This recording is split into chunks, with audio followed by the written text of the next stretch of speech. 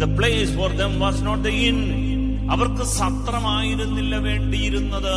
കാരണം ഈ ദൈവം സത്രം അന്വേഷിച്ച് നടക്കേണ്ടവനല്ല. ഇത് അവന്റെ വീടാ, ഇത് അപ്പത്തിന്റെ ഭവനമാ, ഇത് ബേത്ലഹേമാ, ഇത് സ്വർഗത്തിന്റെ ഇടമാ.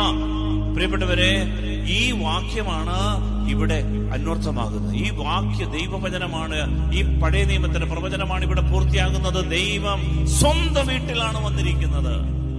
ദൈവം തന്റെ ജനത്തിന്റെ ഇടയിലാണ് വന്നിരിക്കുന്നത്. ഇസ്രായേലിന്റെ ദൈവം ഈ ബേത്ലഹേമിൽ വന്നു പറഞ്ഞ ഈശോ തന്റെ ജനത്തിൽ നിന്ന് തിരസ്കരിക്കപ്പെട്ട ഒരു ദൈവമല്ല, ശരിയായി സ്വീകരിക്കപ്പെട്ടവനാണ്.